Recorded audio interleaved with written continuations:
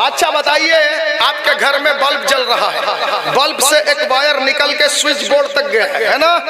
वो switch board तक जो वायर गया है, वो वायर अगर सही सलामत है, बटन दबते ही बल्ब जलेगा। जलेगा कि नहीं? अगर वायर को कोई बीच से काट दे, जलेगा? नहीं जलेगा। हाँ, पता चल गया कि हमारा जो चिराग जल रहा है इस्लाम का, इसका मतलब हमारा वायर मदीने से जुड़ा हुआ है। बोलो ना सुभान अल्लाह। और काटने वाले आज नहीं, बरसों से पीछे लगे, बरसों से उनका प्लान है।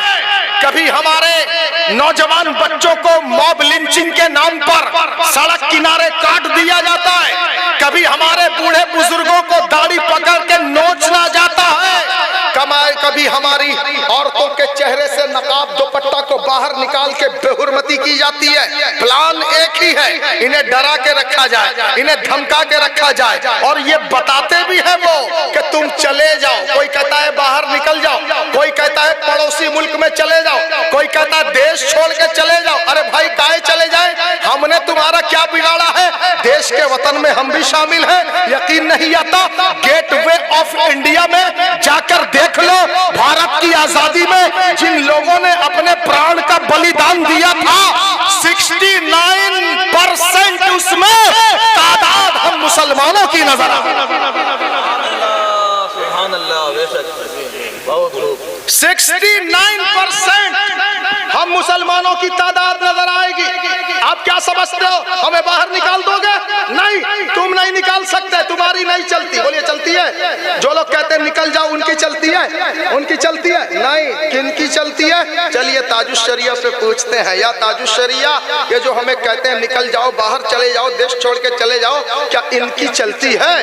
ताजुश्शरिया कहेंगे जहां में उनकी चलती है। बोल दो सुभान अल्लाह। जहां में उनकी चलती है, वो दम में क्या से क्या कर दे, जमी को आसमां कर दे, सुरैया को सरा कर दे, मुनव्वर मेरी आंखों को मेरे शम्सुद्दुहा कर दे, गमों की धूप में हो साया जुल्फे तोता कर दे। बोल दो सुभान अल्लाह।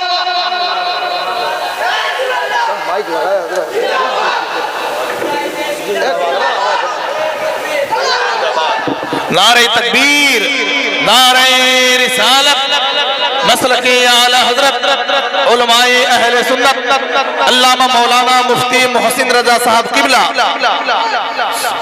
बैठ जाए, बैठ जाए, सुभान अल्लाह, सुभान अल्लाह। बैठ जाए, तकरीर अभी खत्म होने वाली है। बैठ जाए, बैठ जाए। जी जी जी जी जी, थोड़ा बात करेंगे, हमसे बात करेंगे, करिए। जी जी जी, बैठिए बैठिए, सब लोग बैठिए। माशाअल्लाह, जरा जरा आगे आ जाइए, आप लोग आगे की कुर्सियां खाली है, आइए ना, आगे आइए। अभी जलसा खत्म का हुआ, आइए आइए, आ जाइए, जल्दी आइए, आ जाइए भाई, आपका मेहमान बुला रहा है, आ जाइए। मेहमान की बात टाली नहीं जाती। मुस्तफा के खड़े होने की जगह मिंबर रसूल में मैं खड़ा हूँ। देखिए बच्चों की दस्तारबंदी का प्यारा मंजर अभी आपको देखने को मिलेगा। तो जो लोग कहते हैं निकल जाओ, चले जाओ, बाहर चले जाओ, उन्हें बता देना हमारा कॉन्टैक्ट, हमारा ताल्लुक मदीने वाले सरकार से जुड़ा है। हमें मिटाने की कोशिश न करना। 150 बरस पहले डॉक्टर इकबाल ने कहा था, तू न मिट जाएगा। ईरान के मिट जाने से नशाए मैं को ताल्लुक नहीं, पैमाने से है आया यूरिशो तातार के अफसाने से। आसमां मिल गए काबे को सनम खाने से, कश्तिये हक का जमाने में सहारा तू है, असरे नौरात है, धुंधला सा सितारा तू है। समझ रहे हैं? हमारे छोटे छोटे प्यारे प्यारे बच्चे अल्हम्दुलिल्लाह आइंदा कल ये किसी कौम के इमाम बनेंगे। आप लोग इनके पीछे खड़े होंगे, ये जैसा कहेंगे आप वैसा करेंगे। करेंगे कि नहीं करेंगे? हाँ, दुनिया में जितनी तालीम है, जितना ज्ञान है, जितना नॉलेज है, हर नॉलेज थोड़ा 100 साल पहले जाओ, 200 साल पहले जाओ, 300 साल पहले जाओ। बताओ, आज जो आप ताजमहल देखते हो, ताजमहल का उद्घाटन 1600 शताब्दी में हुआ था, जिसे शाहजहां ने किया था। तो ताजमहल को बनाने के लिए जरूर कोई आर्किटेक्ट, कोई इंजीनियर लगा होगा। लगा होगा कि नहीं लगा होगा? बगैर इंजीनियर के इमारत नहीं बनती। तो ताजमहल की इमारत को भी किसी इंजीनियर ने बनाया होगा। बताओ 1600 शताब्दी में हिंदुस्तान में कौन सा इंजीनियरिंग कॉलेज था जिसने ताजमहल का नक्शा पास किया वो इंजीनियर कहां से आया था? सुनो, कोई इंजीनियरिंग कॉलेज नहीं था। ताजमहल को बनाने वाला जो इंजीनियर था वो किसी इंजीनियरिंग की किताब पढ़ के इंजीनियर नहीं बना था, वो मुस्तफा जाने रहमत की किताब कुरान शरीफ को पढ़ के इंजीनियर बना था। बोलो ना सुभान अल्लाह। हाँ, इसी से हर इल्म निकला है। और दुनिया का कोई भी इल्म आदमी पढ़ ले, कोई जरूरी नहीं कि आदमी सिला रहमी करने वाला हो जाए, नेक हो जाए, दीनदार हो जाए, सच्चा हो जाए, हुस्ने सुलूक करने वाला बन जाए। दुनिया की हर तालीम पढ़िए मगर कुरान पढ़ने वाला दीनदार बन जाता है, हुस्ने सुलूक करने वाला होता है, सिला रहमी करने वाला होता है। क्योंकि कुरान में जगह जगह सिला रहमी की बात आई है, एहसान का फॉर्मूला बता गया है। कुरान में हर चीज का, इक्तिसादी जिंदगी का, माशी जिंदगी का, हर चीज का नुस्खा कुरान शरीफ में पेश किया गया है। जानते हो, लोग जो साइंटिस्ट बनते, जैसे आपके मोहल्ले में जो जिधर से आता है वहां का कुछ असर लेके आता है। किसी पढ़ी लिखी सोसाइटी का बच्चा अगर आपकी बस्ती में आए, उसकी गुफ्तगू सुन के आप बोल सकते हैं ये बच्चा पढ़ी लिखी सोसाइटी का मालूम होता है। कोई अगर गाली गलूच करते हुए बच्चा आपके मोहल्ले में आए तो आप कह सकते हैं ये बच्चा किसी ऐसी बस्ती का रहने वाला है जिस बस्ती में मुरब्बी लोग गाली गलूच करते होंगे। बच्चा सुन सुन के सीख गया है, पता चला जो जहां से आता है वहां का असर लेके आता है। जानते हो, ये मेरा कुरान शरीफ है। कुरान पढ़ के जो आगे बढ़ता है कुरान की खुशबू लेके निकलता है, कुरान की टॉकिंग लेके निकलता है, कुरान की गुफ्तगू लेके निकलता है।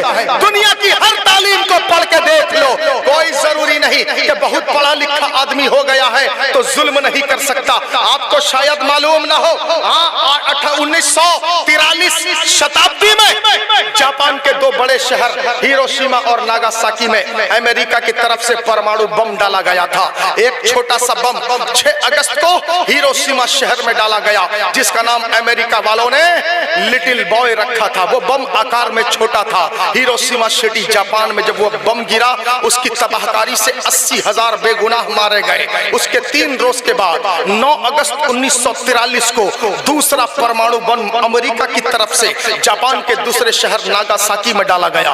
उस बड़े आकार के बम का नाम अमेरिका के साइंसदानों ने फैट मैन रखा था। फिर 6 अगस्त को जो डाला गया छोटे आकार का था, उसका नाम था लिटिल बॉय। उसने 80,000 बेगुनाह का कत्ल किया। 9 अगस्त को जो बड़े आकार का बम डाला गया उसका नाम था फैट मैन। उसने 1,20,000 बेगुनाह नागासाकी शहर के बेगुनाह का कत्ल किया।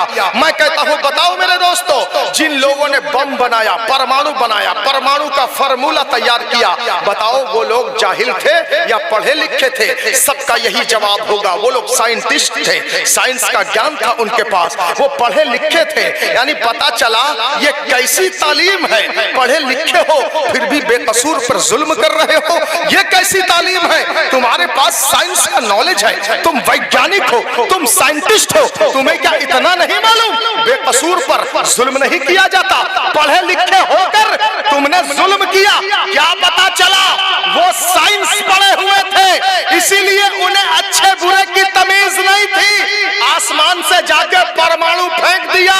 अगर वो सारे वैज्ञानिक कुरान शरीफ पढ़े हुए होते तो आसमान से जाके परमाणु बम नहीं फेंकते, आसमान से फूल बरसाते हुए नजर आते।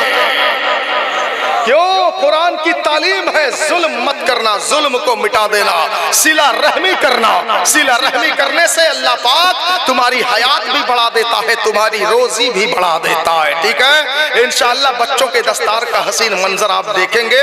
मुफ्ती मोहसिन साहब तशरीफ ला चुके हैं, थोड़ी देर के लिए उनका भी बयान होगा, फिर नात खानी का दौर चलेगा, फिर मुफ्ती आबिद साहब जमशेदपुर टाटा से तशरीफ लाएं, उनकी भी गुफ्तगू होगी। सबको आप सुन के और सलाम पढ़ के, सलाम के बाद क्या करके जाएंगे? जोर से बोलिए।